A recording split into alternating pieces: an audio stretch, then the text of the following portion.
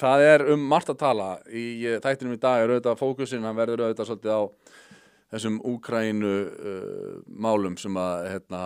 sauð all svakalega upp úr á fundi í Hvíta húsinu á föstudaginn og það svo stórmerkilegt að fylgjast með þetta tiltekna fréttamál að enn og aftur erum við að fara að sjá sko í beinni útsendingu lestarslys í slow motion og sjáum það affjúpast enn og aftur hversu svakalega hlutdrægir stóru fjölmiðlarnir eru og í raun og veru birtist okkur þessi massífa propaganda áróðursvél sem að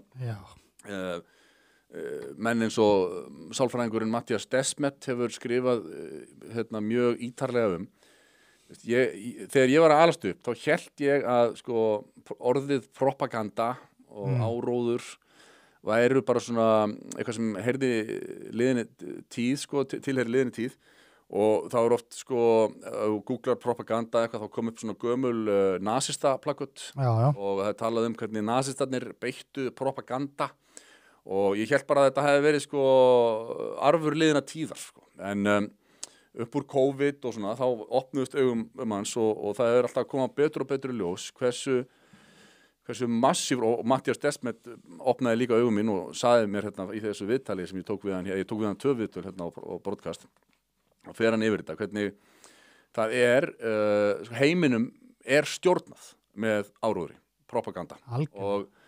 og það eru ákveðin öfl, það eru stærstu peningaöflin, það eru peningar sem að við getum ekki við náum ekki utanum að hugsa hversu stórar upphæðir eru þar að tefla sem að eru sem sagt keyrðar áfram í gegnum aðalega vopnaiðnaðinn, það að segja military industry komplexið og lyfjaiðnaðinn. Þetta eru svona stærstu ásatnir í þessu og þetta eru öfl sem að gjörsamlega stjórna fjölmiðlum. Það er þaðan sem að upprættan kemur að því þú getur séð vídeo á netinu þar sem búið að taka saman kannski 100 mismunandi keiblstöðvar í Bandaríkjunum þar sem að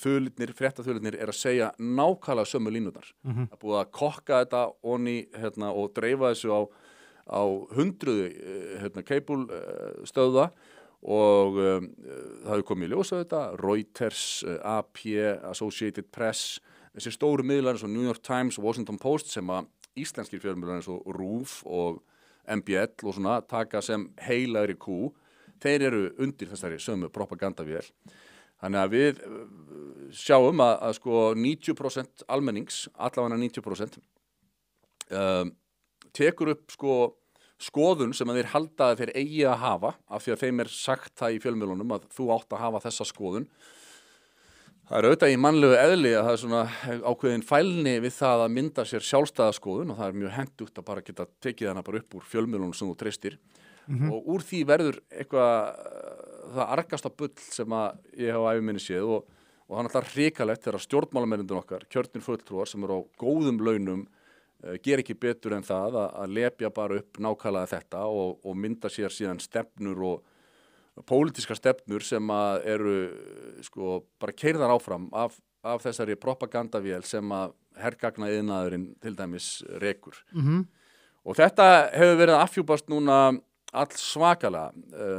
á síðustu 3 dögum. Það reynd ótrúlegt að sjá hvernig þessi fundur í Hvíta húsinu var túlkaður af þessari áróðursvél og hvernig almenningur hefur algjörlega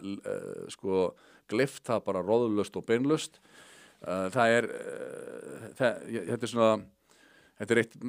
eitt mesta eye-opening moment sem ég hef vorið vitni að núna bara á síðustu 4-5 árum. Og við ætlum að fara ítarlega í það hér í þessum þætti. Kæru vinir, takk fyrir að horfa á stutt brot úr Harmageddon. Við minnum á að það kostar ekkert að brosa og það kostar heldur ekkert að subscribe hérna á YouTube-brásun okkar. En ef þú vilt sjá þáttinn í fullri lengd þá ferðu á broadcast.is og nærðir í áskrift. Takk fyrir.